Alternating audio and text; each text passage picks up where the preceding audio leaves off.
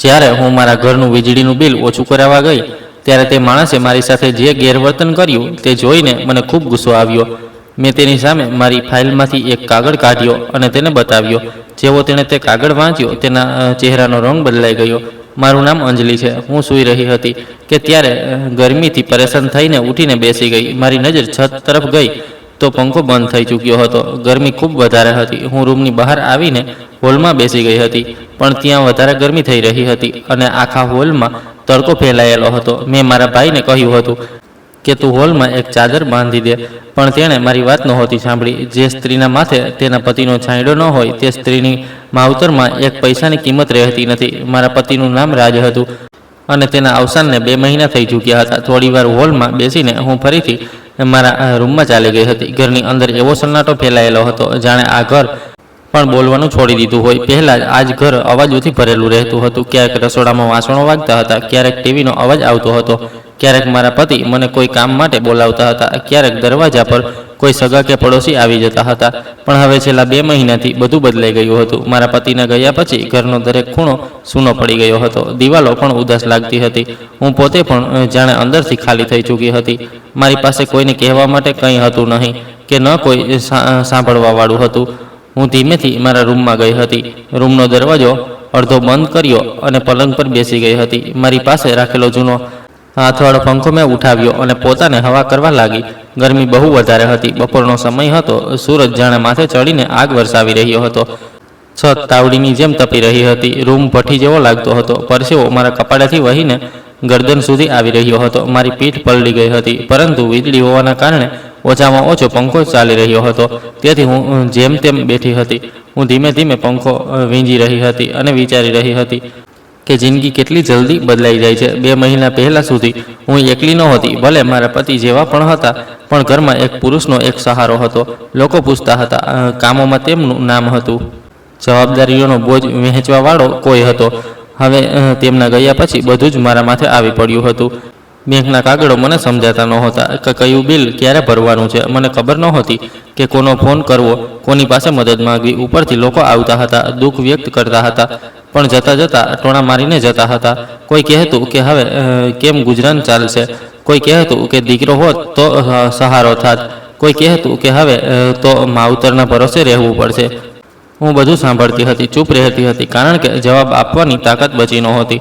હું હજી આ જ વાતોમાં ખોવાયેલી હતી કે અચાનક દરવાજા પર જોરથી ટકોરો થયો। ઠક ઠક ઠક। હું ચોંકી ગઈ કે બપોરના આ સમયે કોણ આવ્યું હશે। મારા અહીં આ સમયે કોઈ ઓછું આવતું હતું। મેં વિચાર્યું કદાચ મારી બહેન હશે કે ભાભી આવી હશે હાલ પૂછવા। ઘણીવાર તેઓ અચાનક આવી જતા હતા। મેં હાથવાળો પંખો પલંગ પર મૂક્યો અને ધીમે ધીમે ઊભી થઈ। મારા શરીરમાં એમ પણ ઓછી તાકાત હતી, પગલાં ભારે હતા, તો પણ હું દરવાજા તરફ ગઈ। જેવો દરવાજો ખોલ્યો તો હું થંભી ગઈ। મારી સામે 2 માણસો ઊભા હતા। બંનેના કપડાં ધૂળ માટીથી ભરેલા હતા। એકના ખભા પર તાર લટકેલો હતો, બીજાના હાથમાં પલ્સ અને અમુક કાગળો હતા।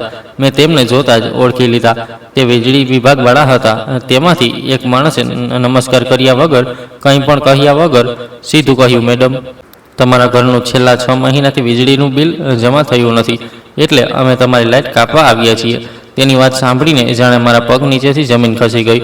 હું થોડીવાર તેને જોતી રહી, પછી ગભરાઈને બોલી, નહીં નહીં ભાઈ સાહેબ, આવું ન કરો, હું બહુ ગરમી છે, હું ઘરમાં એકલી રહું છું, તમે લાઇટ ન કાપો, તમે મને બિલ આપી દો, હું કોઈની પાસેથી પૈસા લઈને જમા કરાવવાની કોશિશ કરીશ, થોડો સમય આપી દો। તેણે મારી તરફ જોયું, પણ તેના ચહેરા પર કોઈ નરમાશ નહોતી। તે બોલ્યો, માફ કરો મેડમ, આ અમારી ડ્યુટી છે।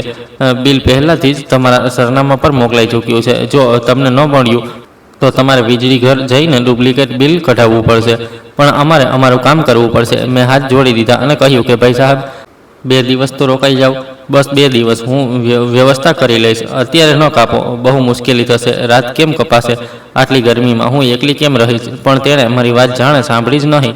હું કંઈ બીજું કહું તે પહેલાં જ બીજો માણસ અંદરની તરફ વધી ગયો અને મીટર પાસે જઈને તાર ખોલવા લાગ્યો। તેની આંગળીઓ ઝડપથી ચાલી રહી હતી। મને સમજાયું કે હવે મારી કોઈ વાત કામ નહીં આવે। હું દરવાજા પર ઊભી બસ જોતી રહી। થોડી જ પળોમાં ઘરની વીજળી કપાઈ ચૂકી હતી। પંખો અટકી ગયો, રૂમનો બલ્બ બુઝાઈ ગયો, ફ્રીજનો અવાજ બંધ થઈ ગયો, જાણે ઘરના શ્વાસ રોકાઈ ગયા હોય। બંને માણસો વળ્યા અને મારી તરફ જોયા વગર બહાર નીકળી ગયા। હું દરવાજા પર થોડી વાર જળ બનીને ઊભી રહી, પછી ધીમે ધીમે અંદર આવી અને પલંગ પર બેસી ગઈ. મારા હાથ ધ્રુજી રહ્યા હતા. મેં ફરીથી હાથવાળો પંખો ઉઠાવ્યો, પણ હવે હાથોમાં તાકાત નહોતી. મને સમજ નહોતી આવી રહી કે હું શું કરું. મારી પાસે બિલ પણ નહોતું. મને એ પણ ખબર નહોતી કે કેટલાક પૈસા બાકી છે. મારા પતિ પહેલાં આ બધું સંભાળતા હતા. તેમણે ક્યારેય મને આ વસ્તુઓમાં સામેલ નહોતી કરી. હવે તેમના ગયા પછી મને ખબર પડી રહી હતી કે એક ઘર ચલાવવું કેટલું મુશ્કેલ હોય છે. કયું બિલ ક્યારે આવે છે, કયો કાગળ ક્યાં છે, કોને જમા કરાવવાનું છે, મને કંઈ ખબર નહોતી. હું એમ પણ બહુ પરેશાન હતી. મારા પતિના અવસાનને હજી 2 મહિના જ થયા હતા. દુઃખ હજી તાજું હતું. તેમની યાદો દરેક વસ્તુમાં વસી હતી. આ પલંગ પર તે બેસતા હતા, આ કબાટમાં તેમના કપડાં હતા, આ દિવાલ પર તેમનો ફોટો હતો. હું દરરોજ થોડું થોડું મળતી હતી. ઉપરથી આ નવી મુસીબત આવી ગઈ હતી. ગરમી એટલી હતી કે શ્વાસ લેવો મુશ્કેલ થઈ રહ્યો હતો. મારું માથું દુખાવાથી ફાટવા લાગ્યું હતું. મને લાગ્યું કે જો આજે કંઈ ન કર્યું તો રાત કેમ કપાશે. અંધારામાં મચ્છરોની વચ્ચે એકલી કેમ રહીશ. ત્યારે જ મને મારા ભાઈનો વિચાર આવ્યો. મેં વિચાર્યું કે આખરે ભાઈ છે, મુશ્કેલીમાં કામ નહીં આવે તો કોણ આવશે. મેં ધ્રુજતા હાથે ફોન ઉઠાવ્યો, તેનો નંબર ડાયલ કર્યો.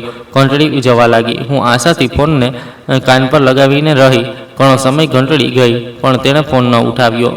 મેં ફોન નીચે મૂક્યો અને પોતાને સમજાવી કદાચ તે કોઈ કામમાં હશે, કદાચ બહાર હશે. મેં ફરીથી ફોન લગાવ્યો.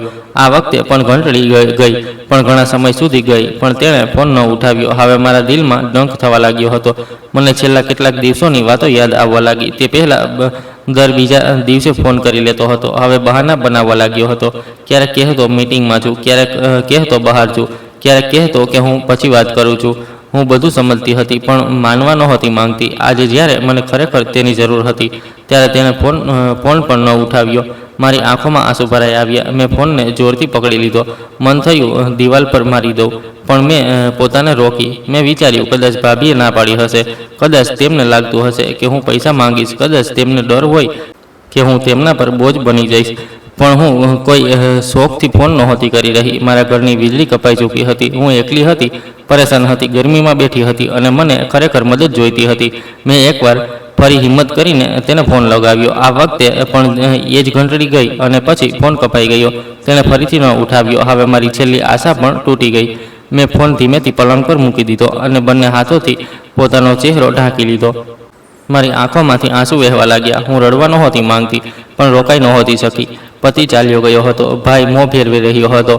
સગા દૂર થઈ ચૂક્યા હતા અને હું આ તપતી બપોરમાં અંધારા ઘરમાં એકલી બેઠી હતી. તે પળે મને પહેલીવાર ખૂબ ઊંડાણથી અહેસાસ થયો કે સ્ત્રી જ્યાં સુધી કોઈ પુરુષની સાથે હોય છે, લોકો તેને પૂછે છે. તેના એકલા થતાં જ બધા દૂર થઈ જાય છે. હું થોડીવાર સુધી એમ જ રડતી રહી. પછી પોતાને સંભાળી આંસુ લૂછ્યા અને મનમાં કહ્યું કે નહીં, હવે આમ નહીં ચાલે. જો પોતાનો ભાઈ સાથ નહીં આપી રહ્યો તો મારે જાતે જ ઊભું થવું પડશે. હું ધીમેથી ઊભી થઈ. કબાટ ખોલી જૂના કાગળો કાઢવા લાગી. કદાચ ક્યાંક જૂનું બિલ મળી જાય, કદાચ કોઈ રસીદ મળી જાય, કદાચ મીટર નંબર મળી જાય. રૂમ ગરમ હતો, વીજળી નહોતી, પરસેવો સતત વહી રહ્યો હતો, દિલ તૂટેલું હતું. પણ તો પણ હું એક એક ફાઇલ ખોલી રહી હતી, કારણ કે હવે મને સમજાયું હતું કે મારી લડાઈ મારે જાતે લડવાની છે. અને જો આજે હું ન સંભાળી તો કાલે કોઈ પણ મને સંભાળવા નહીં આવે. આ વાતને પૂરા 2 દિવસ થઈ ગયા હતા, પણ મારા ભાઈએ કોલ બેક પણ નહોતો કર્યો. હું દર થોડી વારે ફોન ઉઠાવીને સ્ક્રીન જોતી રહેતી. કદાચ કોઈ મિસ કોલ હોય, કદાચ કોઈ મેસેજ આવ્યો હોય, કદાચ તેણે યાદ કર્યું હોય, પણ દર વખતે ફોનની સ્ક્રીન ખાલી મળતી હતી અને મારું દિલ થોડું વધારે બેસી જતું હતું. ગરમીથી મારી હાલત બગડતી જતી હતી. ઘરની દિવાલો તપી રહી હતી. છત પરથી આગ ઉતરતી હોય તેવું મહેસૂસ થતું હતું. બપોરે રૂમની અંદર બેસવું મુશ્કેલ થઈ જતું હતું. રાત્રે પણ ચેન મળતું નહોતું. હવા જાણે રીસાઈ ગઈ હતી. હાથવાળો પંખો વીંઝતા મારી કાંડા દુખાવા લાગતી હતી. પરસેવો હર વખત રહેતો હતો. ઊંઘ પૂરી નહોતી થતી. માથું દુખવાથી ફાટી જતું હતું અને ઉપરથી એકલતા અલગ ખાઈ રહી હતી. હું વિચારતી હતી કે જો વીજળી હોત તો ઓછામાં ઓછો પંખો ચાલી જાત, થોડી રાહત મળી જાત. પણ હવે દરેક કલાક બોજ જેવો લાગતો હતો. હું પોતાને કહેતી હતી કે ક્યાં સુધી આમ બેસી રહીશ, કોઈ તો રસ્તો કાઢવો પડશે. પછી મેં વિચાર્યું કે હું જાતે જ બહાર નીકળું છું અને જાતે જ વીજળીનું બિલ લઈ આવું છું. વીજળી ઘર જઈને પૂછી લઈશ કે કેટલા પૈસા બાકી છે, કેવી રીતે જમા કરવાના છે.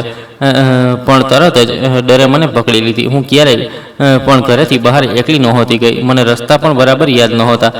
કઈ ગલી ક્યાં જાય છે, કઈ ઓફિસ ક્યાં છે, કોની સાથે વાત કરવાની છે, મને કંઈ ખબર નહોતી. હું વિચારવા લાગી કે જો હું એકલી જઈશ તો લોકો મને કઈ નજરથી જોશે, શું કહેશે, એકલી સ્ત્રી છે, બહાર ફરી રહી છે, કોણ છે, ક્યાં જઈ રહી છે? લોકો તો વાતો બનાવવામાં માટે બેઠા હોય છે. મારા પગ ઘરની ઉંબરા સુધી પણ નહોતા ગયા અને દિમાગે 1000 ડર ઊભા કરી દીધા હતા. મારા લગ્નને 10 વર્ષ થઈ ચૂક્યા હતા અને આ 10 વર્ષમાં હું ક્યારેય એકલી બહાર નહોતી ગઈ. મારા પતિ ભલે જેવા પણ હતા પણ મને કોઈ પણ પ્રકારની બહારની પરેશાની નહોતી થવા દેતા. બેંકનું કામ, રાશનનું કામ, બિલનું કામ, દવાઓનું કામ, દરેક જગ્યાએ તે પોતે જતા કે મને પોતાની સાથે લઈ જતા હતા. હું એકલી બજાર સુધી નહોતી ગઈ. તેમણે મને ઘરની બહારની દુનિયાથી અલગ જ દૂર રાખી હતી. તે સમયે મને લાગતું હતું કે તે મારું ધ્યાન રાખે છે, પણ આજે સમજ આવી રહ્યું હતું કે તેમણે મને એટલી નિર્ભર બનાવી દીધી હતી કે તેમના ગયા પછી હું નાની સરખી જરૂરિયાત માટે પણ ગભરાઈ રહી છું. તે હંમેશા દરેક જગ્યાએ મારી સાથે ઊભા રહેતા હતા, રસ્તો ક્રોસ કરાવતા હતા, ફોર્મ ભરતા હતા, પૈસા આપતા હતા, લોકો સાથે વાતો કરતા હતા અને હું બસ તેમની પાછળ ચાલતી હતી. પણ આજે તે નહોતા અને હું બહુ એકલી પડી ચૂકી હતી. મને પહેલીવાર સમજ આવી રહ્યું હતું કે સાથ છૂટ્યા પછી માણસ કેટલો અસહાય થઈ જાય છે. હું આજ વાતોમાં ગૂંચવાયેલી બેઠી હતી કે ત્યારે મારા ફોન પર એક કોલ આવ્યો. ફોનની ઘંટડી સાંભળીને મારું દિલ ધબકી ઉઠ્યું. મેં જલ્દીથી ફોન ઉઠાવ્યો. સ્ક્રીન પર જોયું તો તે કોલ કોઈ બીજાનો નહીં, મારા ભાઈનો હતો. તેને જોઈને મને ખરેખર ખૂબ ખુશી થઈ હતી, જાણે ડૂબતાને તણખલું મળી ગયું હોય.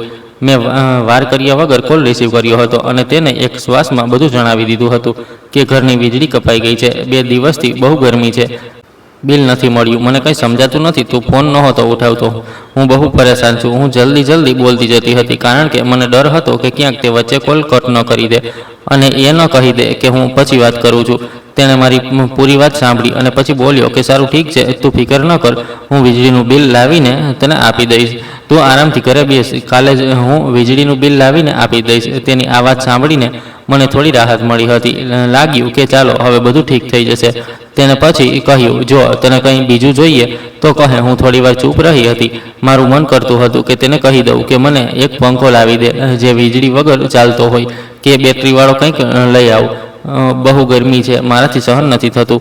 પણ પછી મેં પોતાને રોકી લીધી. મેં વિચાર્યું કે તે પરણેલો છે, તેની પોતાની પત્ની છે, તેના પોતાના બાળકો છે, તેનું પોતાનું ઘર ખર્ચા છે, હશે, જવાબદારી હશે. હું કેમ તેને વધારે પરેશાન કરું? એટલે મેં ધીમેથી કહ્યું કે નહીં, મને કંઈ જોઈતું નથી, બસ બિલ લઈ આવજે.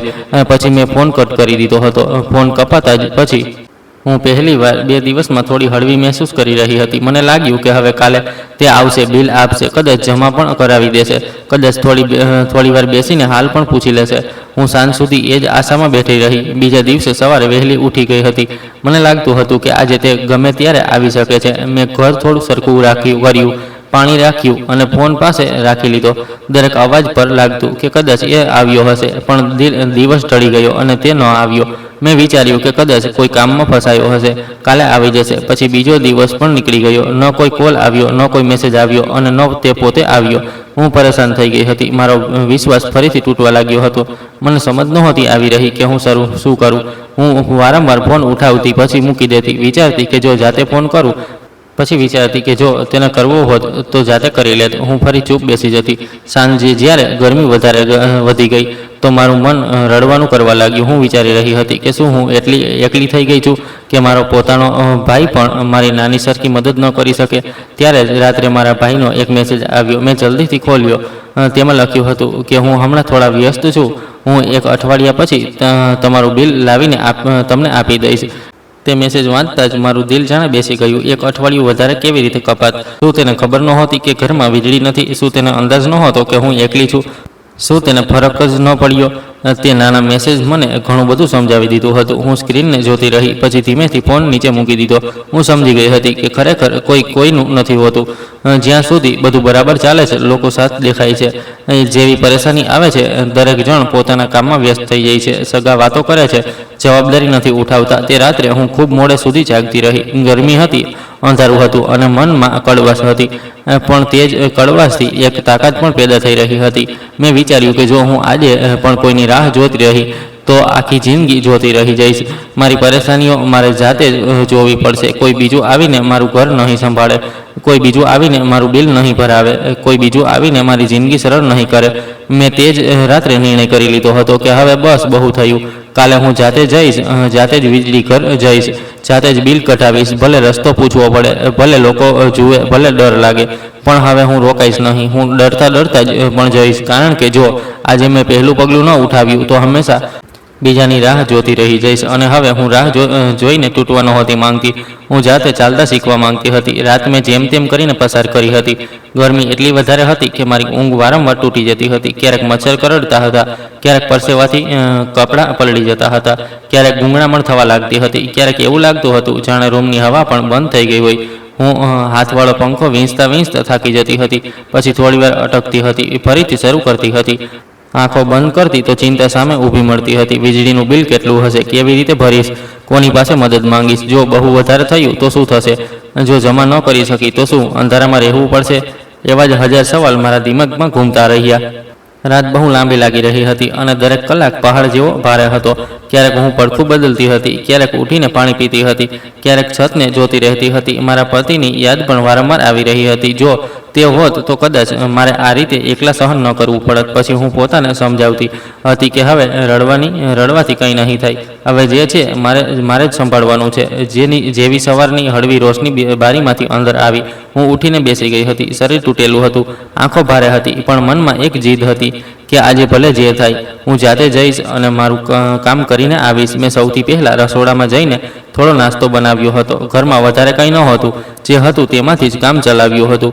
મેં પોતાને પણ બળજબરીથી 2 કોળિયા ખવડાવ્યા હતા, કારણ કે ખાલી પેટે બહાર જવાની હિંમત નહોતી. મેં ચા બનાવી હતી અને ધીમે ધીમે પીધી હતી. પછી મોં હાથ ધોયા હતા, કબાટમાંથી એક સ્વચ્છ સૂટ કાઢ્યો હતો, દુપટ્ટો લીધો હતો, પર્સ ઉઠાવ્યું હતું અને જૂના કાગળો જોવા લાગી હતી. મને ખબર નહોતી કે કયો કાગળ કામ આવશે, એટલે જૂના બિલ, આધાર કાર્ડ, અમુક રસીદો અને મીટર નંબર શોધીને સાથે રાખી લીધા હતા. દરવાજા પર ઊભી રહીને હું થોડી વાર અટકી હતી. આટલા વર્ષો પછી હું પહેલીવાર એકલી કોઈ સરકારી ઓફિસ જવાની હતી. દિલ બહુ ઝડપથી ધબકી રહ્યું હતું. એવું લાગતું હતું જાણે હું કોઈ બહુ મોટા કામ કરવા નીકળી રહી છું. મેં ઘરને તાળું લગાવ્યું અને બહાર નીકળી ગઈ. ગલીમાં તડકો ફેલાઈ ચૂક્યો હતો. અમુક સ્ત્રીઓ દરવાજા પર ઊભી વાતો કરી રહી હતી, અમુક માણસો ચાની દુકાન પર બેઠા હતા, બાળકો રમી રહ્યા હતા. મને લાગી રહ્યું હતું કે બધા મને જ જોઈ રહ્યા છે, કદાચ એટલા માટે કે હું એકલી જઈ રહી હતી. પણ કદાચ આ મારો વહેમ હતો. હું માથું નમાવીને ધીમે ધીમે આગળ વધી ગઈ. રસ્તામાં હું વિચારી રહી હતી કે શું બોલીશ, કોને પૂછીશ, જો કોઈ વઢી નાખે તો શું કરીશ, જો કોઈ ખોટો રસ્તો બતાવી દે તો શું થશે, જો કોઈ કાગળ માંગી લે જે મારી પાસે ન હોય તો શું થશે. પણ હવે પાછળ વળવું નહોતું. ઘણું પૂછતા હું વીજળી ઘર પહોંચી ગઈ હતી. ત્યાં ખૂબ ભીડ હતી. કોઈ લાઇનમાં ઊભું હતું, કોઈ ફોર્મ ભરી રહ્યું હતું, કોઈ ફરિયાદ કરી રહ્યું હતું, કોઈ કર્મચારી સાથે દલીલ કરી રહ્યું હતું, કોઈ ગુસ્સામાં બૂમો પાડી રહ્યું હતું. રૂમની અંદર પંખા ચાલી રહ્યા હતા, પણ ભીડના કારણે ત્યાં પણ ગૂંગળામણ હતી. દિવાલો પર જૂના પોસ્ટર લાગેલા હતા, બારીઓ પાસે લોકો ધક્કા મારી રહ્યા હતા. હું થોડીવાર એક ખૂણામાં ઊભી રહીને બધું જોતી રહી. મને સમજ નહોતી આવી રહી કે ક્યાં જવાનું છે. પછી મેં હિંમત કરીને એક માણસને પૂછ્યું કે બિલ ક્યાંથી નીકળે છે. તેણે મારી તરફ જોયા વગર હાથથી બારી તરફ ઇશારો કરી દીધો. હું ત્યાં જઈને લાઇનમાં ઊભી રહી ગઈ હતી. લાઇન બહુ લાંબી હતી. હું ચૂપચાપ ઊભી રહી. પગ દુખવા લાગ્યા હતા, પરસેવો વહી રહ્યો હતો, માથું દુખતું હતું, પણ હું મારો વારો આવવાની રાહ જોતી રહી. મારા આગળ ઊભેલા લોકો પોતાના કામની વાતો કરી રહ્યા હતા. કોઈ કહી રહ્યું હતું કે મીટર બહુ ઝડપી ચાલી રહ્યું છે, કોઈ કહી રહ્યું હતું કે ખોટું બિલ આવ્યું, કોઈ કહી રહ્યું હતું કે સુનાવણી જ નથી થતી. હું બધું સાંભળી રહી હતી અને વિચારી રહી હતી કે કદાચ મારી સમસ્યા પણ આવી જ હશે. ઘણીવાર પછી મારો વારો આવ્યો હતો. મેં ડરતા મીટર નંબર જણાવ્યું, નામ જણાવ્યું અને કહ્યું કે મારું બિલ કાઢી આપો. તેણે કોમ્પ્યુટરમાં કંઈક જોયું, પછી મશીનમાંથી કાગળ કાઢ્યો અને મારી તરફ જોયા વગર મારી તરફ લંબાવી દીધો. મેં જલ્દીથી તે કાગળ હાથમાં લીધો અને બાજુ પર થઈને જોવા લાગી. જેવી મારી નજર બિલ પર પડી, મારી આંખો ફાટી ગઈ હતી. મને સમજ જ નહોતી આવી રહી કે હું સાચું જોઈ રહી છું કે ખોટું. મેં ફરીથી જોયું, પછી ફરી જોયું, પછી ત્રીજી વાર જોયું, પણ રકમ તેજ હતી, પૂરા 5 લાખ. મારા હાથ ધ્રુજવા લાગ્યા. કાગળ જાણે હાથમાંથી પડવાનો હતો. મારું ગળું સુકાઈ ગયું હતું. શ્વાસ રોકાવા લાગ્યો હતો. મને લાગ્યું કદાચ કોઈ બીજાનું બિલ મને આપી દેવાયું છે. મારા પગ નીચેથી જમીન નીકળી ગઈ હતી. હું વિચારી રહી હતી કે અમારા ઘરનું આટલું બિલ કેવી રીતે આવી શકે. મારા ઘરમાં કોઈ એવો સામાન નહોતો. ન એસી હતી, ન મોટું ફ્રીજ હતું, ન ટીવી ચાલતું હતું, ન વોશિંગ મશીન હતી, ન કોઈ મોટો સામાન હતો. બસ એક પંખો હતો, અમુક બલ્બ હતા અને પાણીની મોટર લગાવેલી હતી. તેનું આટલું વધારે બિલ કેવી રીતે બની શકે? હું સમજી જ નહોતી શકી. મને લાગ્યું કે ક્યાંક કોઈ મોટી ભૂલ થઈ ગઈ છે, કે કોઈએ અમારા મીટર પર કંઈક કરી દીધું છે, કે કોઈ બીજાનો હિસાબ અમારા નામે ચડી ગયો હોય છે. હું તરત રિસેપ્શન પર ગઈ હતી. ત્યાં એક માણસ ખુરશી પર બેઠો હતો, સામે ફાઇલો રાખી હતી. લોકો તેને કંઈક પૂછી રહ્યા હતા. હું તેની પાસે જઈને બોલી, ભાઈ સાહેબ, મારું બિલ આટલું વધારે કેવી રીતે આવ્યું છે? મારા પતિનું અવસાન થઈ ગયું એટલે હું બિલ ભરી નહોતી શકી, પણ આટલું વધારે બિલ આવવું શું કારણ છે? મને કંઈ સમજાતું નથી. મેં તેને મારી પૂરી પરેશાની જણાવી હતી. કેવી રીતે હું એકલી છું, કેવી રીતે ઘરની વીજળી કપાઈ ગઈ છે, અને કઈ રીતે હું પહેલી વાર જાતે અહીં આવી છું, અને કેવી રીતે મારી પાસે આટલા પૈસા નથી. મારો અવાજ ધ્રુજી રહ્યો હતો. આંખોમાં આંસુ ભરાઈ આવ્યા હતા. તેણે બિલ પર એક નજર નાખી અને બહુ ઠંડા તરીકેથી બોલ્યો, મેમ, અમે આમાં તમારી કોઈ મદદ નથી કરી શકતા. તમારે વિવાનજી સાથે વાત કરવી પડશે. વિવાન સર આ વિશે કંઈક કરી શકે છે. મેં જલ્દીથી પૂછ્યું, કોણ વિવાન સર? ક્યાં મળશે? શું હમણાં મળી શકે છે? પણ તેણે મારી તરફ બરાબર જોયું પણ નહીં. તેણે બસ હાથથી બાજુ પર થવાનો મને ઈશારો કર્યો અને કહ્યું કે આગળનો માણસ આવે. તેણે મારી કોઈ વાત નહોતી સાંભળી. હું ત્યાં જ ઊભી રહી ગઈ હતી. લોકો મને ધક્કો મારીને આગળ વધી રહ્યા હતા. કોઈને મારી હાલતથી કોઈ મતલબ નહોતો. કોઈને ફરક નહોતો પડી રહ્યો કે મારા હાથમાં 5 લાખનું બિલ છે અને હું અંદરથી તૂટી રહી છું. મારી આંખોમાંથી આંસુ વહેવા લાગ્યા હતા. હું તેમને રોકવા માંગતી હતી, એ પણ ન રોકી શકી. એક તો એમ પણ મારા પર આટલી પરેશાનીઓ આવી હતી. પતિનું દુઃખ અલગ, એકલતા અલગ, પૈસાની ચિંતા અલગ, ભાઈનું મોં ફેરવી લેવું અલગ, ઘરની વીજળી કપાઈ જવી અલગ, અને હવે આ એક નવી મુસીબત સામે ઊભી હતી. હું વિચારી રહી હતી, 5 લાખ ક્યાંથી લાવીશ? હું તો 5,000 પણ વિચારી સમજીને ખર્ચ કરું છું. આટલા પૈસાનું નામ સાંભળીને મારા હાથ પગ ધ્રુજી રહ્યા હતા. જો આ બિલ સાચું છે થયું તો હું શું કરીશ? ઘર વેચી દઉં છું, ઘરેણાં વેચી દઉં કે કોની પાસે માંગું? કોણ આપશે? હું એક ખૂણામાં જઈને બેસી ગઈ હતી. ત્યાં તૂટેલા પ્લાસ્ટિકની ખુરશી પડી હતી. હું તેના પર બેસીને રડવા લાગી હતી. લોકો આવતા જતા રહ્યા. કોઈ જોતું, કોઈ નજર અંદાજ કરી દેતું, કોઈએ પાણી પણ ન પૂછ્યું. હું થોડી વાર સુધી એમ જ રડતી રહી. પછી મેં મારા આંસુ લૂછ્યા અને પોતાને સંભાળવાની કોશિશ કરી. મેં મનમાં વિચાર્યું, નહીં, હવે તૂટવાનું નથી. જો અહીં સુધી એકલી આવી ગઈ છું તો આગળ પણ વાત કરીશ. આ વિવાન સર જે પણ છે તેમને મળીને જ જઈશ. પૂછ્યા વગર પાછી નહીં જાઉં. મેં બિલને ફરીથી હાથમાં લીધું. 5 લાખની રકમ હજી પણ સામે લખી હતી.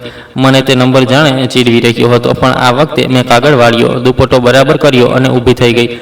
ડર હજી પણ હતો, આંસુ હજી પણ હતા, પરેશાની પણ હતી, પણ હવે મારામાં એક નવી જીદ પણ હતી. આજે હું જાણવા માંગતી હતી કે મારા જેવા નાના ઘરનું 5 લાખનું બિલ આખરે કેવી રીતે બન્યું, અને જો કોઈએ ખોટું કર્યું છે તો હું ચૂપ નહીં બેસું. હવે ભલે જેટલો સમય લાગે, ભલે જેટલી દોડધામ કરવી પડે, હું સાચું જાણીને જ પાછી જઈશ. કારણ કે હવે મને સમજાયું હતું કે જો હું પોતે મારા માટે નહીં લડું તો કોઈ બીજું મારા માટે લડવા નહીં આવે. હું ત્યાં જ એક જગ્યાએ જઈને બેઠી રહી હતી. મારા હાથમાં તે બિલ હતું અને દિમાગ જાણે બંધ થઈ ગયું હતું. મને સમજ નહોતી આવી રહી કે હવે શું કરું. લોકો આવતા જતા રહ્યા. કોઈ પોતાના કામમાં લાગેલું હતું, કોઈ લાઇનમાં ઊભું હતું, કોઈ કર્મચારી સાથે દલીલ કરી રહ્યું હતું, પણ મારી દુનિયા જાણે તે જ કાગળ પર અટકી ગઈ હતી. 5 લાખની રકમ વારંવાર મારી આંખોની સામે ઘૂમી રહી હતી. હું ક્યારેક બિલને જોતી, ક્યારેક સામે દિવાલને, ક્યારેક છતને. એવું લાગતું હતું જાણે કોઈએ મજાક કર્યો હોય, પણ આ મજાક નહોતો, સાચું હતું, અને એ જ સાચું મારા હૃદય પર પથ્થર બનીને મુકાયેલું હતું. હું ખુરશી પર બેઠી હતી અને મારા હાથ ઢીલા પડી ગયા હતા. ત્યારે થોડી વાર પછી એક માણસ મારી પાસે આવ્યો હતો. તેની ઉંમર કદાચ 40-45ની આસપાસ હશે. તેણે મને થોડી વાર જોઈ, પછી ધીમેથી બોલ્યો, સાંભળો મેડમ, તમારે ઘરે જતું રહેવું જોઈએ. લાગે છે વિવાન સર આજે નહીં આવે. તે બહુ વ્યસ્ત રહે છે, એટલે ક્યારેક આવે છે, ક્યારેક નથી આવતા. તમે કાલે આવી જજો. તેના અવાજમાં થોડી નરમાઈ હતી. કદાચ તેણે મારી હાલત જોઈ લીધી હતી. મેં તેની તરફ જોયું, પણ કંઈ બોલી ન શકી. મારા હોઠ સુકાઈ ગયા હતા. મેં બસ હળવું માથું હલાવી દીધું હતું. તેણે ફરી કહ્યું કે તમે પરેશાન ન થાઓ, કાલે આવી જજો, કદાચ કાલે મળી જાય. હું થોડી વાર તેને જોતી રહી, પછી ધીમેથી ઊભી થઈ, બિલ વાળ્યું અને પોતાના પર્સમાં રાખી દીધું. મારા પગ ભારે હતા. હું ત્યાંથી બહાર નીકળી આવી હતી. બહાર તડકો વધારે તેજ થઈ ચૂક્યો હતો. સડક ગરમ હતી, હવા પણ ગરમ લાગી રહી હતી, પણ મારા અંદરની ગભરાહટ તેનાથી પણ વધારે હતી. હું ધીમે ધીમે ઘર તરફ ચાલવા લાગી હતી. રસ્તામાં આજ વિચારતી રહી કે કાલે ફરી આવવું પડશે, ફરી લાઇનમાં ઊભું રહેવું પડશે, ફરી લોકોથી પૂછવું પડશે, અને જો ફરી પણ કામ ન થયું તો શું થશે? હું ચાલતા ચાલતા થાકી ગઈ હતી, પણ રોકાવાની જગ્યા પણ નહોતી. આખરે હું ઘરે પહોંચી, તાળું ખોલ્યું અને અંદર આવીને ચૂપચાપ બેસી ગઈ. ઘર પહેલાં કરતાં વધારે સૂનું લાગી રહ્યું હતું. જાણે દિવાલો પણ મારી મજાક ઉડાવી રહી હોય. હું પલંગ પર બેઠી હતી અને થોડી વાર સુધી ખાલી નજરોથી સામે જોતી રહી. પછી મેં પર્સમાંથી બિલ કાઢ્યું અને ફરી જોયું. રકમ તે જ હતી. હું ફરીથી રડવા માંગતી હતી, પણ એવું હવે આંસુ પણ જાણે થાકી ચૂક્યા હતા. ત્યારે મારા દરવાજા પર ટકોરો થયો. ઠક ઠક ઠક. હું ચોંકી ગઈ હતી. આટલી રાત કોણ આવ્યું? હું ધીમેથી ઊભી થઈ, દુપટ્ટો સંભાળ્યો અને દરવાજા તરફ વધી. જેવો મેં દરવાજો ખોલ્યો તો સામે મારી નાની બહેન ઊભી હતી. તેની આંખોમાં આંસુ હતા, ચહેરો ઉતરેલો હતો, વાળ વિખેરાયેલા હતા. મને તેને જોઈને આશ્ચર્ય થયું હતું, કારણ કે જ્યારથી મારા પતિનું અવસાન થયું હતું તે એકવાર પણ મારી પાસે નહોતી આવી. ફોન પણ મુશ્કેલીથી કર્યો હતો અને આજે અચાનક મારા દરવાજા પર ઊભી હતી. મારા મનમાં પહેલો સવાલ એ જ આવ્યો કે હવે કેમ આવી છે? જ્યારે મને તેની જરૂર હતી ત્યારે તો નહોતી આવી, અને આજે કેમ મારી સામે ઊભી છે? તે મને જોતાં જ મારા ગળે લાગી ગઈ અને જોર જોરથી રડવા લાગી હતી. તેનું શરીર ધ્રુજી રહ્યું હતું. હું ચૂપ ઊભી રહી. મેં તેને ન ગળે લગાવી, ન માથા પર હાથ મૂક્યો. બસ થોડી વાર એમ જ ઊભી રહી. પછી મેં તેને હળવું પોતાથી દૂર કરી હતી. મારામાં દર્દ પણ હતું અને નારાજગી પણ. હું તેને જોઈ રહી હતી, પણ કંઈ કહી નહોતી રહી. તે આંસુ લૂછતા બોલી, ખબર નહીં આ બધું અમારી સાથે જ કેમ થઈ રહ્યું છે. પહેલાં દીદી તમારા પતિનું અવસાન થઈ ગયું અને હવે મારા પતિની નોકરી જતી રહી. હું બહુ જ પરેશાન છું. મને સમજ નથી આવી રહી કે હું શું કરું. તેનો અવાજ તૂટી રહ્યો હતો. હું તેને જોતી રહી. મને યાદ આવ્યું કે જ્યારે મારા ઘરમાં દુઃખ આવ્યું હતું ત્યારે તેણે બસ ફોન પર 2 મિનિટ વાત કરી હતી અને કહી દીધું હતું કે બાળકો છે, આવી નથી શકતી. પણ આજે જ્યારે તેની પરેશાની આવી તો તે મારા દરવાજા પર હતી. મારા મનમાં દંગ થયો, પણ તો પણ તે મારી બહેન હતી. મેં તેને ચૂપ કરાવી અને સહારો આપ્યો હતો. તેને અંદર બોલાવી, પાણી આપ્યું. તેને પલંગ પર આવીને બેસી ગઈ અને દુપટ્ટાથી આંસુ લૂછવા લાગી. હું સામે બેઠી રહી. થોડી વાર બંને ચૂપ રહ્યા. પછી તે ધીમેથી બોલી, દીદી હું તમારી પાસે એક કામથી આવી છું. હું જાણું છું કે તમે મારું તે કામ જરૂર કરશો. તેની આ વાતો સાંભળીને હું અંદરથી સમજી ગઈ હતી કે તે કેમ આવી છે. મને અંદાજ થઈ ગયો હતો, પણ તો પણ મેં શાંત રહીને કહ્યું કે જણાવ, શું વાત છે? તે થોડીવાર ચૂપ રહી. પછી બોલી, મને થોડા પૈસાની જરૂર છે. હું ઈચ્છું છું કે તમે મને થોડા પૈસા આપી દો. તેની વાત સાંભળીને મારું દિલ કપાઈ ગયું હતું. હું થોડીવાર તેને જોતી રહી હતી. મને હસવું પણ આવ્યું અને દુઃખ પણ થયું. હું પોતે તૂટી રહી હતી અને લોકો મને સહારો નહીં પણ મારી પાસેથી સહારો લેવા આવી રહ્યા હતા. મેં ઊંડો શ્વાસ લીધો અને તેને કહ્યું કે આ તું કેવી વાતો કરી રહી છે? તને ખબર નથી હમણાં મારા પતિનું અવસાન થયું છે. ઉપરથી મારા માટે આટલું મોટું વીજળીનું બિલ આવી ચૂક્યું છે. મારી પાસે તો ખુદ કંઈ નથી. હું ખુદ નોકરીની શોધમાં છું. મને સમજ નથી આવી રહી કે હું શું કરું. અને તું મારી પાસે પૈસા માંગવા આવી છે. તને શરમ આવવી જોઈએ કે તારી મોટી બહેન ખુદ પરેશાન છે અને તું તેની પાસે મદદ માંગી રહી છે. મારો અવાજ ઊંચો નહોતો પણ દર્દથી ભરેલો હતો. તે તરત રડવા લાગી અને બોલી, દીદી મને કંઈક સમજ નહોતું આવી રહ્યું એટલે હું તમારી પાસે આવી ગઈ હતી. તમે મારી મોટી બહેન છો, તમે તો મારી મદદ કરશો. તેની વાત સાંભળીને હું ચૂપ થઈ ગઈ હતી, કારણ કે સાચું એ જ હતું કે તે મને બહેન માનીને જ આવી હતી. એ ભલે સ્વાર્થથી આવી હતી, પણ આવી તો મારી પાસે જ હતી. મારું દિલ કરતું હતું કે હું તેને ઘણું બધું સંભળાવી દઉં. પૂછું કે જ્યારે હું રડતી હતી ત્યારે તે ક્યાં હતી? જ્યારે મારા ઘરનો ચૂલો ઠંડો પડ્યો હતો ત્યારે તે ક્યાં હતી? જ્યારે મને સહારાની જરૂર હતી ત્યારે કેમ ન આવી? પણ પછી મેં પોતાને રોકી લીધી. હું જાણી ગઈ હતી કે દુનિયામાં દરેક માણસ પોતાના દર્દમાં આંધળો થઈ જાય છે. તેને માત્ર પોતાની પરેશાની દેખાય છે, બીજાની નહીં. તે બેસી ગઈ હતી અને મારી સાથે વાતો કરવા લાગી હતી. કહેવા લાગી કે ઘરનો ખર્ચ નથી ચાલી રહ્યો, બાળકની ફી બાકી છે, મકાન માલિક રોજ આવીને બોલે છે, પતિ ઘરમાં ચૂપ રહે છે, ગુસ્સામાં રહે છે. હું બહુ ડરી ગઈ છું. હું તેને બસ સાંભળતી રહી. મારા મનમાં ગુસ્સો પણ હતો અને દયા પણ. મેં વિચાર્યું કે કેવી અજીબ વાત છે. હું અહીં 5 લાખના બિલથી તૂટીને બેઠી છું અને આ કંઈક 1000 માંગવા આવી છે. બંને બહેનો છીએ, બંને દુઃખી છીએ, બંનેના ભાગે પરેશાની આવી છે. ફરક બસ એટલો છે કે કોઈ કોઈનું દુઃખ પૂરું નથી જાણતું. તે બોલતી જતી હતી અને હું ચૂપચાપ સાંભળી રહી હતી. ક્યારેક તેની તરફ જોતી, ક્યારેક નીચે જમીન તરફ. મને લાગ્યું જાણે અમે બંને પોતપોતાના દર્દનો કટોરો લઈને બેઠી છીએ અને કોઈની પાસે એટલું નથી કે બીજાનું ભરી શકે. હું ઈચ્છતી હતી કે તેને કહી દઉં કે મારી પાસે ખરેખર કંઈ નથી, પણ તેનો રડતો ચહેરો જોઈને શબ્દો નહોતા નીકળી રહ્યા. ઘરની ગરમી હજી પણ તેજ હતી, વીજળી પણ નહોતી. મારા હાથમાં 5 લાખનું બિલ હજી પણ હતું, પણ સામે બેઠેલી મારી બહેનને માત્ર પોતાની જરૂરિયાત દેખાઈ રહી હતી. અને કદાચ આ જ દુનિયાનું સત્ય છે. દરેક માણસ પહેલાં પોતાનું દર્દ જુએ છે, બીજાનું પછી. તે થોડી વાર વધારે મારી પાસે બેસી રહી, પછી પોતાના ઘરે જતી રહી. તેના ગયા પછી ઘર ફરીથી તેવું જ શાંત થઈ ગયું હતું, પણ મારા અંદરનો ઘોંઘાટ વધી ગયો હતો.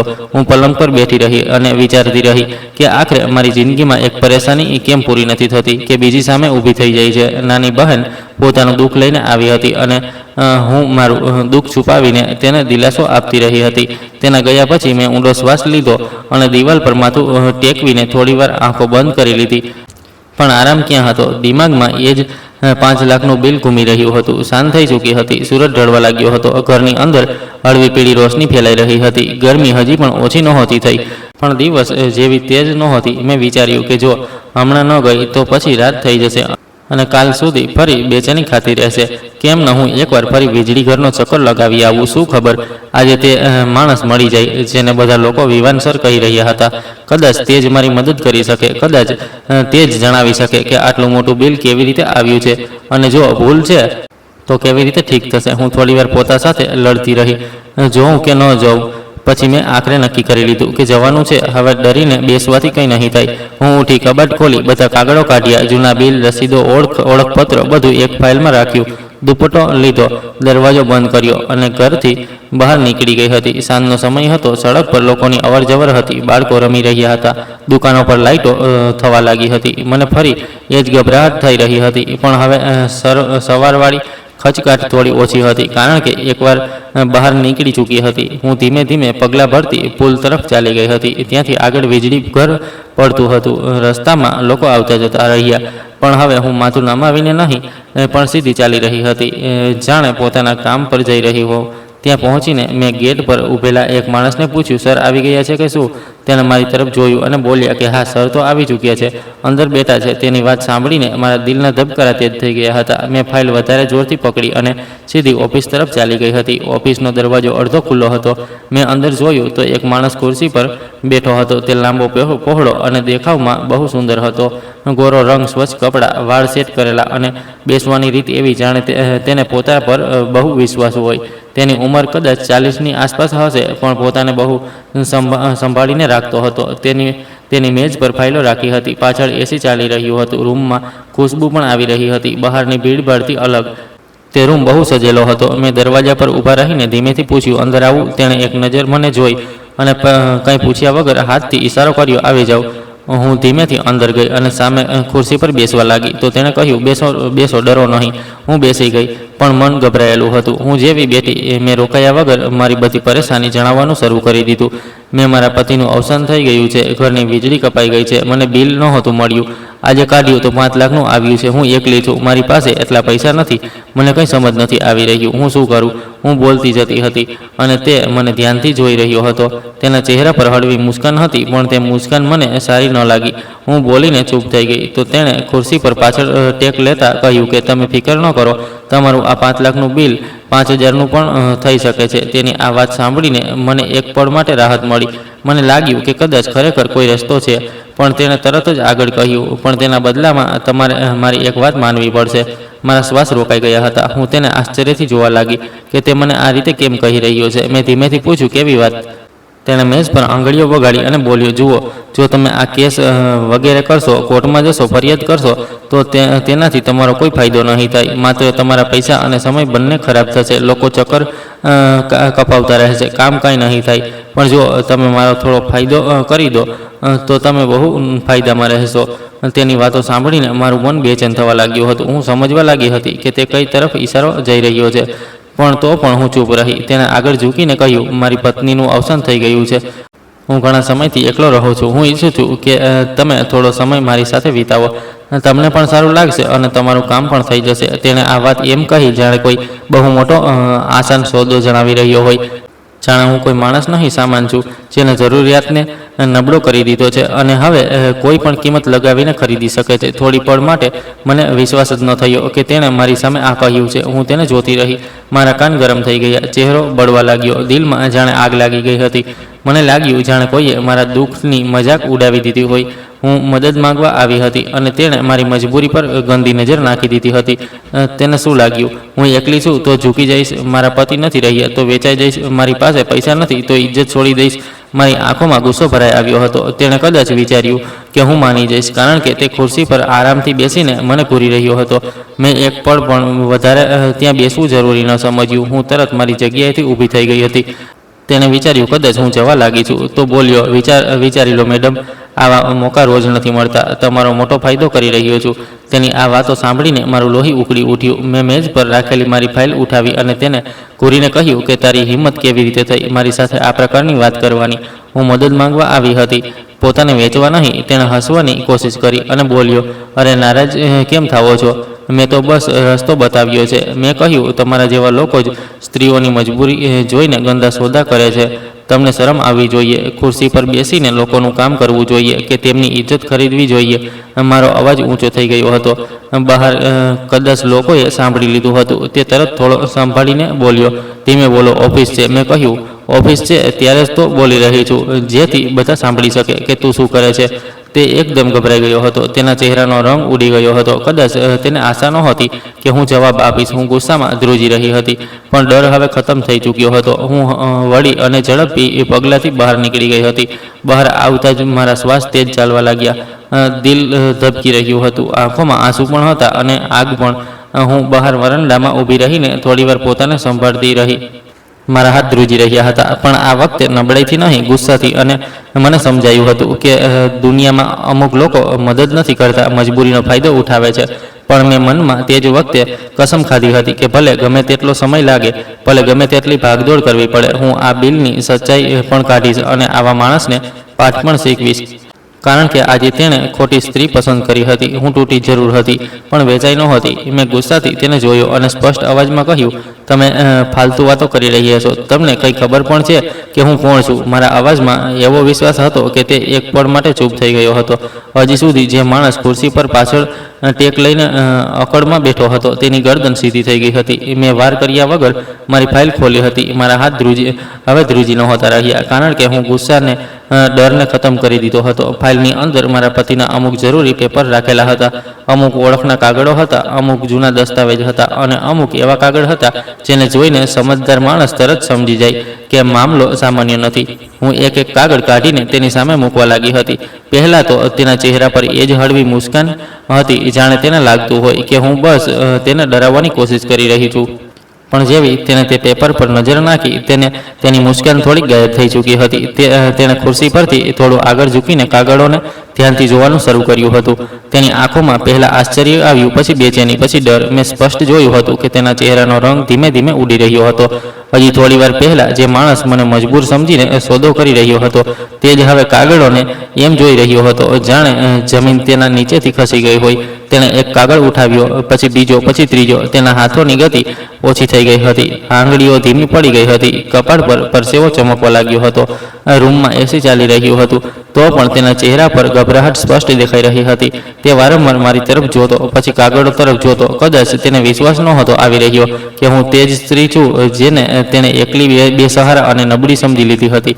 કદાચ તે મને ઓળખવાની કોશિશ કરી રહ્યો હતો, કદાચ કોઈ જૂના નામથી જોડી રહ્યો હતો, કદાચ તેને સમજાઈ રહ્યું હતું કે તેણે બહુ મોટી ભૂલ કરી દીધી છે. હું તેની આંખોમાં ઉતરતો ડર જોઈ રહી હતી અને પહેલીવાર મને લાગ્યું કે અમુક લોકો માત્ર તાકાતની ભાષા સમજે છે, ઇન્સાનિયતની નહીં. તે ગભરાઈને કંઈક બોલવા માંગતો હતો, પણ શબ્દો નહોતા નીકળી રહ્યા. તેણે ધીમેથી પૂછ્યું, આ કાગળો તમારી પાસે કેવી રીતે છે? મેં તેને કોઈ જવાબ ન આપ્યો. હું બસ ચૂપચાપ તેને જોતી રહી. મારી ચૂપ્પી તેના માટે સૌથી મોટો જવાબ હતી. તેણે ફરી મારી તરફ જોયું, જાણે પૂછવા માંગતો હોય કે તમે આખરે કોણ છો, કોણ? પણ હું હવે તેની સાથે કોઈ વાત કરવા નહોતી માંગતી. હું જેટલું બોલવા માંગતી હતી બોલી ચૂકી હતી. હવે બોલવાનો વારો તેનો હતો, ડરવાનો વારો તેનો હતો. તે તરત પોતાની ખુરશી પરથી ઊભો થયો અને બોલ્યો, મેડમ તમે બેસો. કદાચ કોઈ ગેરસમજ થઈ ગઈ. હું તમારું કામ હમણાં કરી દઉં છું. તમે પરેશાન ન થાવો. તેનો અવાજ હવે પહેલાં જેવો નહોતો. તેમાં અકળ નહોતી, નરમાઈ પણ નહોતી, માત્ર ડર હતો. મેં તેની તરફ જોયું પણ નહીં.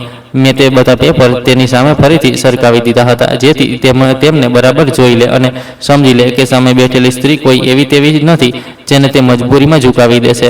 તેને જલ્દી ફાઇલના કાગળ પલટ્યા અને વારંવાર મારી તરફ જોયું. તેના શ્વાસ તેજ હતા, તે પૂરી રીતે ગભરાઈ ચૂક્યો હતો. કદાચ તેને લાગી રહ્યું હતું કે જો મેં ઈચ્છ્યું તો તેનો ખેલ અહીં જ ખતમ થઈ શકે છે. હું હજી પણ ચૂપ હતી, કારણ કે ક્યારેક ક્યારેક ચૂપ રહેવું સૌથી મોટો જવાબ હોય છે. તેણે ખુરશી ખેંચીને કહ્યું, મેડમ, તમે બેસી જાઓ, હું પાણી મંગાવું છું. હું તમારું બિલ હમણાં જોઉં છું. પણ મેં બેસવું જરૂરી ન સમજ્યું. મેં ફાઇલ ઉઠાવી અને તેની તરફ પલક ઝબકાવ્યા વગર જોયું. તેના ચહેરાનો રંગ ઉડી ચૂક્યો હતો. હજી થોડી વાર પહેલા એ જ માણસ મને નીચી નજરથી જોઈ રહ્યો હતો અને હવે ખુદ નજર નથી મિલાવી શકતો. મેં એક શબ્દ પણ કહ્યું. હું વળી અને ચૂપચાપ ત્યાંથી બહાર નીકળી ગઈ હતી. મારા પગ મજબૂત હતા, તેજ હતા અને આ વખતે તેમાં ડર નહોતો. બહાર વરંડામાં આવતા જ મેં ઊંડો શ્વાસ લીધો. એવું લાગી રહ્યું હતું જાણે રૂમની ગંદી હવામાંથી નીકળીને બહાર આવી છું. હું સીધી સીડીઓ પરથી નીચે ઉતરી અને બહાર આવી ગઈ. લોકો પોતાના કામમાં લાગેલા હતા. કોઈને કંઈ ખબર નહોતી કે અંદર શું થયું છે, પણ મને ખબર હતી કે આજે પહેલીવાર મેં પોતાના માટે ઊભા રહીને જવાબ આપ્યો છે. હું સડક પર નીકળી આવી હતી. સાંજ ઢળી રહી હતી. હવા થોડી ઠંડી થવા લાગી હતી, પણ મારા અંદર ગરમ લાવા જેવો ગુસ્સો હજી પણ હતો. હું ચાલતા ચાલતા વિચારી રહી હતી કે દુનિયા કેટલી જલ્દી નિર્ણય કરી લે છે. જો સ્ત્રી એકલી છે તો નબળી છે, જો પરેશાન છે તો વેચાઈ જશે, જો મદદ માંગી રહી છે તો ઝૂકી જશે. પણ દરેક સ્ત્રી એવી નથી હોતી. અમુક તૂટીને પણ ઊભી રહે છે, અમુક રડીને પણ લડે છે, અમુક એકલી થઈને પણ કોઈનાથી ઓછી નથી હોતી. રસ્તામાં હું આ જ વિચારતી હતી. હું ઘરે પહોંચી, દરવાજો ખોલ્યો અને અંદર આવી ગઈ. ઘર તેવું જ શાંત હતું, પણ હું તેવી નહોતી રહી જેવી સવારે નીકળી હતી. તેના કરતાં વધારે મજબૂત થઈને પાછી ફરી હતી. મેં મેજ પર ફાઇલ રાખી, પાણી પીધું અને પલંગ પર બેસી ગઈ. મારું દિલ હજી પણ તેજ ધબકી રહ્યું હતું, પણ આ વખતે ગભરાહટથી નહીં, હિંમતથી. હું જાણતી હતી કે વાત અહીં જ ખતમ નથી થઈ. તે માણસ હવે જરૂર સમજી ગયો હશે કે તેણે ખોટા માણસ સાથે પંગો લીધો, અને હું પણ સમજી ચૂકી હતી કે હવે મારે કોઈથી ડરીને જીવવાનું નથી. જો મારે મારો હક જોઈએ તો અવાજ પણ ઉઠાવવો પડશે, અને જરૂર પડે તો લોકોને તેમની ઓકાત પણ બતાવવી પડશે. હું થોડીવાર ચૂપ બેઠી રહી, પછી આકાશ તરફ જોયું અને મનોમન કહ્યું, હવે હું પહેલાંવાળી નથી રહી. હવે જે પણ થશે સામેથી થશે. હું નજર નમાવીને બેઠી રહી. રાત થઈ ચૂકી હતી. ઘરની અંદર અંધારું અને સન્નાટો બંને ફેલાયેલા હતા. બહારથી ક્યારેક કોઈના પગલાંનો અવાજ આવતો હતો, ક્યારેક કોઈ બાળકના રડવાનો અવાજ, તો ક્યારેક કોઈ કૂતરાના ભસવાનો. પણ મારા ઘરની અંદર માત્ર ચૂપી હતી. હું પલંગ પર બેઠી હતી અને દિવસભરની બધી વાતો દિમાગમાં ઘૂમી રહી હતી. સવારનું વીજળી ઘર, સાંજનો તે માણસ, તેનું ગંદુ વર્તન, પછી તેના ચહેરાનો રંગ ઉડી જવો જ્યારે તેણે મારા કાગળ પર જોયા હતા. મને સમજ નહોતી આવી રહી કે આખરે તે કાગળોને જોઈને તે આટલો કેમ ગભરાઈ ગયો હતો. હું બસ આ જ વિચારતી બેઠી હતી કે ત્યારે મારા દરવાજા પર ટકોરો થયો. ઠક ઠક ઠક. આટલી રાત કોણ આવી ગયું? આ વિચારીને હું ચોંકી ગઈ હતી. મારું દિલ તેજ ધબકવા લાગ્યું હતું. હું ધીમેથી ઊભી થઈ, દુપટ્ટો સંભાળ્યો અને દરવાજા તરફ વધી. જેવો મેં દરવાજો ખોલ્યો, મારી સામે જે માણસ ઊભો હતો તે બીજો કોઈ નહીં પણ એ જ વિવાન હતો જેણે સવારે મારી સાથે ગેરવર્તન કર્યું હતું અને સાંજે ઓફિસમાં મને મજબૂર સમજીને ખોટી વાત કહી હતી. પણ આ વખતે તેનો ચહેરો સવાર જેવો નહોતો. તેમાં અકળ નહોતી, નજર નમેલી હતી, અવાજ ગાયબ હતો અને ચહેરો ઉતરેલો હતો, જાણે કોઈએ તેનો બધો ઘમંડ કાઢી નાખ્યો હોય. હું તેને જોઈને થોડી પળ માટે થંભી ગઈ હતી, પણ તેનાથી પણ મોટો આંચકો મને ત્યારે લાગ્યો જ્યારે મેં તેની સાથે ઊભેલી સ્ત્રીને જોઈ. તે બીજી કોઈ નહીં પણ મારી સાસુ હતી. હું તેમને જોતા જ જામી ગઈ હતી. આટલા વર્ષો પછી તેમને સામે જોઈને મારામાં કેટલી વાતો એકસાથે જાગી ગઈ હતી. દર્દ પણ, ગુસ્સો પણ, જૂની યાદો પણ અને સવાલો પણ. તે મને ધ્યાનથી જોઈ રહી હતી. તેમની આંખો ભરાઈ આવી હતી. વિવાન એક પગલું પાછળ ઊભો હતો, જાણે તેને ખુદને સમજ જ નહોતી આવી રહી કે ક્યાં ઊભું રહેવું. અમે થોડી પળ સુધી ત્રણેય એકબીજાને બસ જોતા રહ્યા. પછી મને સમજાયું કે હવે બહુ મોટું સત્ય સામે આવવાનું છે. મેં દરવાજો પૂરો ખોલ્યો અને તેમને અંદર આવવાનો ઈશારો કર્યો. મારા સાસુ ધીમે ધીમે અંદર આવ્યા. વિવાન પણ ચૂપચાપ પાછળ ચાલ્યો આવ્યો. હું સામે ઊભી રહી. મારા હાથ ઠંડા પડી ગયા હતા. મનમાં તોફાન હતું. હું સમજી ગઈ હતી કે સાંજે મેં જે ફાઇલ તેની સામે ખોલી હતી તે જ કારણે આ લોકો અહીં સુધી આવ્યા છે. તે ફાઇલમાં મારા પતિના અમુક જૂના કાગળ હતા જેને હું વર્ષોથી સાચવીને રાખેલી હતી. એ જ કાગળોમાં એક 15 વર્ષ જૂનું સત્ય લખેલું હતું. મારા પતિ રોજ પોતાના હસ્તાક્ષરમાં બધું લખ્યું હતું. તે દર્દ જે તેણે બાળપણમાં સહન કર્યું હતું, તે તૂટન જે તેને પોતાની માના જવાથી મળી હતી, તે મજબૂરી કે કેવી રીતે તેણે પોતાના નાના ભાઈને ક્યારેય જોયો જ નહોતો. અને એ જ ફાઇલમાં રાજની માની એક જૂની તસવીર પણ રાખી હતી જેને મેં તે સમયે સાચવીને રાખી લીધી હતી જ્યારે અમે સાથે રહેતા હતા. હું ક્યારેક સમજી જ ન હતી શકી કે રાજે તે બધું લખીને કેમ રાખ્યું હતું, પણ આજે સમય આવી રહ્યું હતું કે કદાચ સત્ય એક દિવસ સામે આવવાનું જ હતું. જ્યારે સાંજે વિવાને તે પેપર્સની સાથે તે તસવીર જોઈ હશે તો તેના ચહેરાનો રંગ એટલા માટે ઉડી ગયો હતો કારણ કે તેણે પોતાની માની યુવાનીની તસવીર ઓળખી લીધી હતી અને રાજનું નામ પણ જોયું હશે. ત્યારે તેને સમજાયું હશે કે સામે બેઠેલી સ્ત્રી કોઈ અજાણી નહીં, પણ તેના ઓરમાન મોટા ભાઈની પત્ની છે. અને તે માણસ જેને તે ક્યારેય બરાબર જાણી પણ ન શક્યો, તેનું ઘર ઉજળ્યા પછી તે તેની પત્ની સામે ગંદી વાતો કરી રહ્યો હતો. આ વિચારીને કદાચ તેનું માથું શરમથી ઝૂકી ગયું હશે. મારા સાસુ ધીમેથી બેસી ગયા. તેમની આંખો વારંવાર મારા ચહેરા પર અટકી રહી હતી. તેમણે બહુ ધીમા અવાજમાં કહ્યું, બેટા પાણી મળશે? મેં કંઈ બોલ્યા વગર પાણી લાવીને સામે રાખી દીધું. વિવાન હજી પણ દરવાજા પાસે ઊભો હતો, જાણે તેને બેસવાનો હક ન હોય. હું તેને જોઈ રહી હતી. તેના ચહેરામાં ખરેખર રાજની ઝલક હતી. એ જ આંખો, એ જ કપાળ, એ જ નાક, બસ સ્વભાવ અલગ હતો. ત્યારે મારા સાસુ બોલવાનું શરૂ થયા. તેમણે કહ્યું, તને કદાચ બધું યાદ નહીં હોય કે રાજે બધું જણાવ્યું નહીં હોય, પણ હું તારી ગુનેગાર છું. તેમણે રડતા રડતા કહ્યું, જ્યારે રાજ નાનો હતો ત્યારે તેના પિતાનું અવસાન થઈ ગયું હતું. હું એકલી પડી ગઈ હતી. ઘરવાળાઓએ બીજા લગ્ન કરાવી દીધા. મેં બહુ વિચાર્યું હતું કે રાજને સાથે લઈ જવું, પણ હાલાતે એવા હતા કે હું તેને સાથે ન લઈ જઈ શકી. હું દરરોજ તેને યાદ કરતી રહી, પણ જિંદગી મને બહુ દૂર લઈ ગઈ. પછી મેં બીજા લગ્ન કરી લીધા. તેનાથી મારો બીજો દીકરો વિવાન થયો. હું ચૂપચાપ સાંભળી રહી હતી. મારામાં જૂની ઈજાઓ ફરી હલી રહી હતી. તેમણે આગળ કહ્યું કે રાજે બહુ કોશિશ કરી હતી કે હું તેની સાથે રહું, પણ મેં મારી નવી જિંદગી પસંદ કરી લીધી. હું ખોટી હતી, હું ખૂબ ખોટી હતી. પછી અમે શહેર ચાલ્યા ગયા, ત્યાં રહ્યા. પછી જ્યારે મારા બીજા પતિનું પણ અવસાન થઈ ગયું તો હું વિવાનને લઈને પાછી ગામ આવી ગઈ. પણ ત્યાં સુધીમાં રાજ પોતાના જીવનમાં બહુ આગળ વધી ચૂક્યો હતો. તેને ક્યારે મને અપનાવવાથી ના નહોતી પાડી, પણ હું તેની સામે શરમથી માથું નહોતી ઉઠાવી શકતી. મારી આંખો ભીની થઈ ગઈ હતી, કારણ કે મને યાદ હતું કે રાજ ક્યારેક પોતાની માનો ઉલ્લેખ કરતો હતો, પણ મને ક્યારે મળાવ્યો નહીં. તેમણે માત્ર એટલું જ કહ્યું હતું કે અમુક સંબંધો તૂટીને પણ શ્વાસ લેતા રહે છે. કદાચ તે જ સંબંધો હતા. વિવાન અત્યાર સુધી ચૂપ હતો.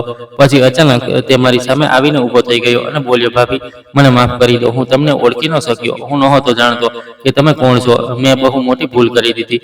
તેનો અવાજ ધ્રુજી રહ્યો હતો. મેં તેને જોયો. તે ખરેખર પસ્તાઈ રહ્યો હતો કે ડરી ગયો હતો તે હું નહોતી જાણતી, પણ તેનો ઘમંડ તૂટી ચૂક્યો હતો. મારા સાસુ મારી પાસે આવ્યા. તેમણે મારા માથા પર પ્રેમથી હાથ ફેરવ્યો અને બોલ્યા, તમે રાજની પત્ની છો ને? મેં હામાં માથું હલાવ્યું હતું. આ સાંભળતા જ તેમની આંખોમાંથી આંસુ વહેવા લાગ્યા. તેમણે કહ્યું, હું તમને પહેલીવાર જોઈ રહી છું, પણ તમારા વિશે રાજે બહુ જણાવ્યું હતું. તેણે કહ્યું હતું કે મારી પત્ની બહુ સીધી છે, બહુ સહન કરનારી છે અને બહુ મજબૂત છે. હું આ સાંભળીને તૂટી ગઈ હતી, કારણ કે રાજ હવે આ દુનિયામાં નહોતો, પણ તેની વાતો આજે પણ કોઈના દિલમાં જીવંત હતી. હું કંઈ ન બોલી, બસ બેઠી રહી. ઘરનો સન્નાટો ભારે નહોતો લાગી રહ્યો, પણ સત્યથી ભરેલો હતો. આટલા વર્ષો પછી સંબંધોના બંધ દરવાજા ખુલી રહ્યા હતા. દર્દની સાથે જ સાચું પણ ખુલી રહ્યું હતા. વિવાન માથું ઝુકાવીને ઊભો હતો અને હું વિચારી રહી હતી કે જિંદગી કેટલી અજીબ છે. સવારે જેણે મને નબળી સમજી હતી, રાત્રે તે જ મારી પાસે માફી માંગવા આવ્યો છે. તે વારંવાર મારી પાસે માફી માંગી રહ્યો હતો અને કહી રહ્યો હતો કે મને માફ કરી દો. મને નહોતી ખબર કે તમે રાજભાઈની પત્ની છો. જો મને ખબર હોત તો હું તમારી સાથે તે ગેરવર્તન ક્યારેય ન કરત. મેં બહુ ખોટું કર્યું. હું શર્મિંદા છું. તમે ચાહો તો મને થપ્પડ મારી દો, પણ મને માફ કરી દો. તેના અવાજમાં ગભરાટ પણ હતી અને પસ્તાવો પણ. હું ચૂપચાપ તેને જોઈ રહી હતી. મારા મનમાં બહુ કંઈ ચાલી રહ્યું હતું. દિવસ પરનો થાક, દુઃખ, એકલતા, બેઇજ્જતી અને પછી અચાનક સામે આવેલા આ સંબંધો, બધું એકસાથે મારા અંદર ઘૂમી રહ્યું હતું. મેં તેની તરફ જોયું અને વધારે વિચાર્યા વગર એક પળમાં કહી દીધું, જો હું તમને માફ કરી દઉં તો શું તમે મારી સાથે લગ્ન કરશો? મારી વાત સાંભળતા જ તેનો ચહેરો એકદમ ઉડી ગયો હતો. તેની આંખો ફેલાઈ ગઈ હતી, જાણે તેને કંઈક એવું સાંભળી લીધું હોય જેની તેને બિલકુલ આશા નહોતી. તે ફાટેલી આંખોથી મારી તરફ જોઈ રહ્યો હતો. મારા સાસુ પણ હેરાન થઈને મને જોવા લાગ્યા હતા. રૂમમાં થોડી પળ માટે પૂરી ખામોશી છવાઈ ગઈ હતી. પછી મેં ફરીથી સ્પષ્ટ અવાજમાં કહ્યું કે હા, હું તમારી સાથે લગ્ન કરવા માંગુ છું, કારણ કે મારા પતિના અવસાન પછી જો કોઈ વસ્તુ સાથે સૌથી વધારે લડાઈ લડી છે તો તે એ છે એકલતા. સમાજની નજર. મને દરરોજ સમજ આવી ગયું કે આ સમાજમાં એકલી સ્ત્રીને જીવવા દેવામાં નથી આવતી. કોઈ તેને નબળી સમજે છે, કોઈ તેના પર દયા ખાય છે, કોઈ ફાયદો ઉઠાવવા માંગે છે, કોઈ તેની ઇજ્જત પર નજર નાખે છે, કોઈ તેના ઘરના ચક્કર કાપે છે, કોઈ તેની મજબૂરી ગણે છે. મેં બહુ ઓછા દિવસોમાં તે બધું જોઈ લીધું હતું, જે કદાચ ઘણી સ્ત્રીઓ વર્ષોમાં જુએ છે. મને દરેક પગલે લાગ્યું કે એકલી સ્ત્રીને લોકો માણસ નહીં મોકો સમજે છે. એટલે તે વખતે મને એ જ બરાબર લાગ્યું કે જો જિંદગી ફરીથી કોઈ સંબંધના સહારે સંભાળી શકાય છે તો કેમ ન હું મારા માટે એક નિર્ણય જાતે કરું. હું બોલતી જતી હતી અને તે બંને સાંભળી રહ્યા હતા. મારા સાસુની આંખો ભરાઈ આવી હતી. કદાચ તેમને પહેલી વાર અહેસાસ થઈ રહ્યો હતો કે એક સ્ત્રી પર એકલતાનો બોજ કેટલો ભારે હોય છે. વિવાન હજી પણ ચૂપ ઊભો હતો. તે ક્યારેક મારી તરફ જોતો, ક્યારેક જમીન તરફ. તેને સમજ નહોતી આવી રહી કે શું જવાબ આપે. ત્યારે મારા સાસુ પોતાની જગ્યાએથી ઊભા થયા અને માથું ઝુકાવીને બોલ્યા કે હા બિલકુલ, જો તમે રાજની પત્ની હોવા છતાં આજે આટલું મોટું દિલ બતાવી રહ્યા છો તો હું તમારો સાથ આપીશ. હું તમારા લગ્ન મારા બીજા દીકરાથી કરાવીશ. રાજે મારા પર બહુ ઉપકાર કર્યો છે. હું તેના દેવાદાર છું. મને ત્યારે ખબર પડી હતી કે તે પાછો ગામ આવી ગયો તો તે મને મળવા આવ્યો હતો. જ્યારે મારા કિડનીના ઈલાજ માટે મારી પાસે પૈસા નહોતા, તેણે મને પૈસા આપ્યા હતા. તે મારો બહુ સારો દીકરો હતો. તેણે ક્યારેય મારી પાસે હિસાબ નહોતો માંગ્યો. તેણે માત્ર એટલું જ કહ્યું હતું કે માં, તમે ઠીક રહો. મારી આંખોમાંથી આંસુ વહેવા લાગ્યા હતા. હું પહેલી વાર આ બધું સાંભળી રહી હતી. જ્યારે ક્યારેક મને આ વાતો નહોતી જણાવી. તેણે ચૂપચાપ પોતાની માની મદદ કરી અને ક્યારેય ઉલ્લેખ પણ ન કર્યો. મારા સાસુ રડતા રડતા બોલ્યા, ખબર નહીં તેણે તમને જણાવ્યું કે નહીં, પણ તે દિલનો બહુ સાફ હતો. તેણે મને ક્યારેય ઠુકરાવી નહીં. જ્યારે કે મેં તેને બહુ દર્દ આપ્યું હતું. જો આજે હું તેના માટે કંઈ કરી શકું છું તો બસ એ જ કે તેની પત્ની એકલી ન રહેવા દઉં. જો તમે બંને રાજી હો તો હું તમારા લગ્ન કરાવીશ. રૂમનું વાતાવરણ બદલાઈ ચૂક્યું હતું. જે રાત ડર અને શરમથી શરૂ થઈ હતી તે જ હવે નવા નિર્ણયની રાહ બની ગઈ હતી. વિવાને ધીમેથી મારી તરફ જોયું અને બહુ ધીમા અવાજમાં કહ્યું, જો તમે ખરેખર આ ઈચ્છો છો અને જો તેનાથી તમારું જીવન સંભળી શકે છે તો મને કોઈ વાંધો નથી, પણ હું તમારા લાયક નથી. મેં તમારી સાથે બહુ ખોટું કર્યું. મેં કહ્યું, માણસ ભૂલથી નાનો નથી થતો. ભૂલ માનીને બદલાવામાં મોટો થાય છે. તેણે પહેલી વાર સીધી નજર મને જોઈ. તેની આંખોમાં સન્માન હતું. આગામી થોડા દિવસોમાં ઘરના વડીલોને બોલાવાયા. વાતો થઈ. લોકો હેરાન પણ થયા. અમુકે ટોણા પણ આપ્યા, અમુકે કાનપૂછી પણ કરી. પણ આ વખતે મેં કોઈની પરવાહ ન કરી. મેં નક્કી કરી લીધું હતું કે હવે હું મારી જિંદગી લોકોથી ડરીને નહીં જીવું. મારા સાસુ દરેક કામમાં આગળ હતા. તેમણે ખુદ કહ્યું કે લગ્ન ધૂમધામથી થશે, જેથી કોઈ આંગળી ન ઉઠાવે. બહુ સાદગીથી પણ ઇજ્જત સાથે અમારા લગ્ન કરી દેવાય.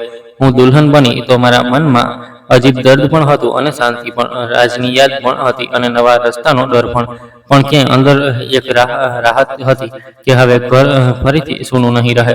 લગ્નની પહેલી રાત મને લાગ્યું હતું કે વિવાન મારાથી નારાજ હશે, કે અંતર બનાવી રાખશે, પણ એવું કંઈ નહોતું. તે રૂમમાં આવ્યો તો બહુ સંકોચમાં હતો. તેણે આવતા જ સૌથી પહેલા મારી પાસે ફરીથી માફી માંગી અને કહ્યું, હું જાણું છું કે તમે બહુ સભ્ય છો અને મેં તમારી સાથે બહુ ગેરવર્તણૂક કર્યું છે. હું તેના માટે તમારી પાસે ફરીથી માફી માંગુ છું. જો તમે ચાહો તો મને ક્યારેય માફ ન કરો, પણ હું આખી જિંદગી તમારી ઇજ્જત કરીશ. તેની વાતો સાંભળીને મારા દિલનો બોજ થોડો હળવો થયો. મેં પહેલી વાર મહેસૂસ કર્યું કે કદાચ આ સંબંધ મજબૂરીથી શરૂ થયો છે પણ ઇજ્જત પર ટકી શકે છે. તેણે ફરીથી કહ્યું, હું ખરેખર તમને મારી પત્નીના રૂપમાં સ્વીકાર કરું છું અને કોશિશ કરીશ કે તમને ક્યારેય કોઈ દુઃખ ન દઉં. મને આ સાંભળીને બહુ ખુશી થઈ હતી. મને ફરીથી એક સહારો મળી ગયો હતો. ઘણા દિવસો પછી મને લાગ્યું કે કદાચ જિંદગી ખતમ નહોતી થઈ, બસ રોકાઈ ગઈ હતી અને હવે ફરીથી ચાલવા લાગી છે. મેં ધીમે ધીમે મારા પાછલા દુઃખ ભૂલવાનું શરૂ કરી દીધું. જૂના ઘાવ પૂરી રીતે ભર્યા નહોતા, પણ હવે તેના પર મલમ લગાવવા લાગ્યો હતો. ઘરમાં ફરીથી અવાજો આવવા લાગ્યા. રસોડામાં ફરી ચૂલો સળગવા લાગ્યો. સાંજે કોઈ હાલ પૂછવા વાળું હતું. સવારે કોઈ ચા માંગવા વાળું હતું. હું ફરીથી જીવતા શીખી રહી હતી. મેં મારા એકલતામાંથી બહાર નીકળવાનું શરૂ કરી દીધું હતું અને નવા જીવનનું નિર્માણ કરવાનું શરૂ કરી દીધું હતું. હવે હું માત્ર કોઈની વિધવા નહોતી.